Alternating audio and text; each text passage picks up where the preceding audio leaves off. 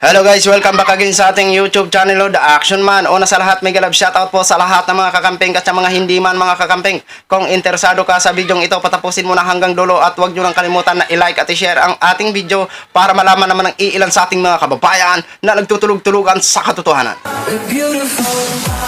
So muli naman nagbabalik ang nag-iisa nyong host na si The Action Man para magbigay ng komentaryo at reaction sa mga mainit ng issue ng bayan.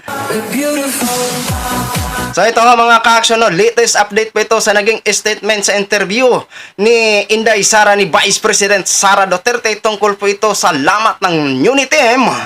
Oo, masyado pa rin siyang self-confidence sa kanyang sarili mga ka-action, pero bago po ang lahat, panoorin po muna natin ang nasabing video bago ho tayo magbigay ng ating mga opinion. Kampante si Vice President Sara Duterte na maayos pa rin sila ni Pangulong Bongbong Marcos sa kabila ng isyong may lamat umano ang unit team. Nakatutok si Jonathan Anday. We're okay. I believe that I still have the trust of President Ferdinand Marcos Jr.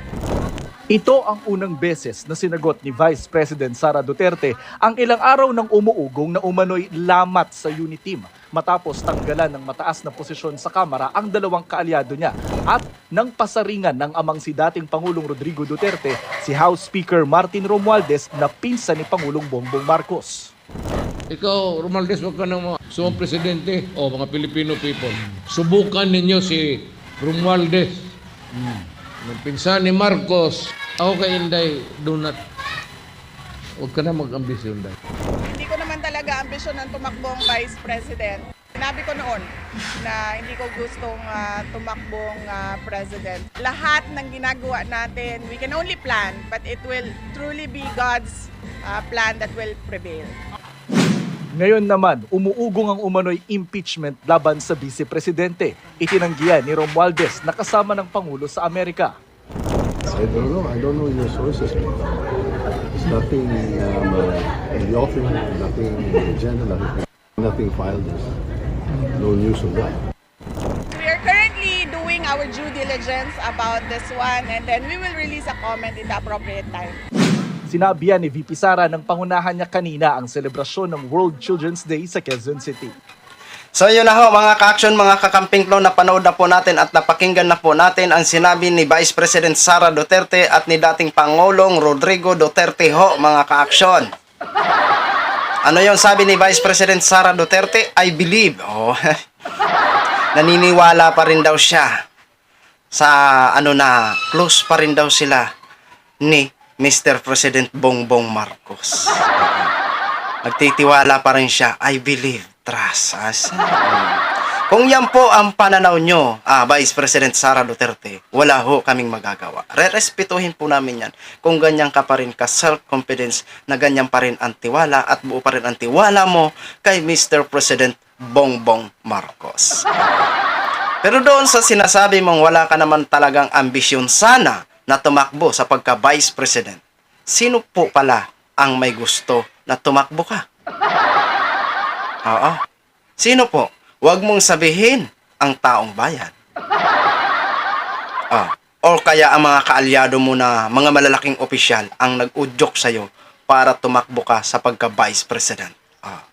Pwede rin sabihin natin na may signature ang taong bayan ng millions para tumakbo ka sa pagka-Vice President. Okay, doon na ho tayo. Pero, kung sinabi mo kasi na wala ka naman sana balak, bakit hindi mo pinaninindigan?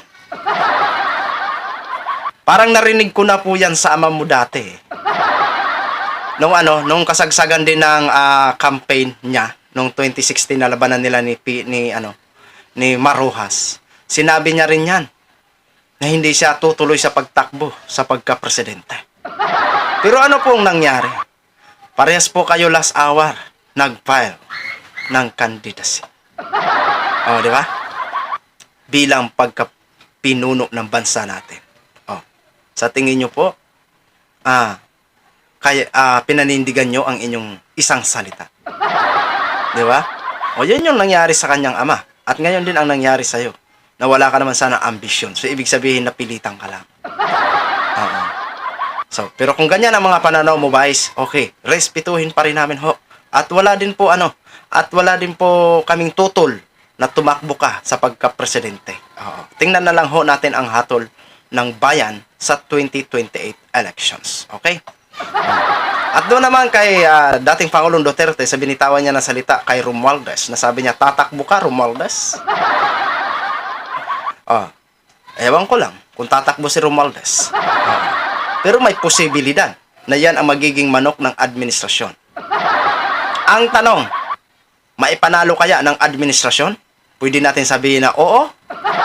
Pwede rin natin sabihin na hindi. Kasi kung maging patas lang ang Comelec sa darating na 2028 elections at mabibigat na mga tao ang makabangga niya, like Rapi Tulfo, Atty. Leni Robredo, Sara Duterte, Romualdez, may puruhan ang manok natin na si Atty. Leni Robredo. Kung ipasa Diyos at bibilangin ng maayos ang balota.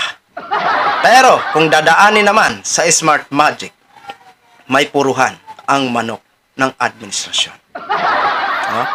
So yun lang ho mga ka-action, mga kakamping noging share ko lang ho sa inyo. Maraming salamat po sa ating mga viewers Luzon, Visayas at Mindanao all over the world. Ako po ang inyong lingkod, si The Action Man. Good evening everyone.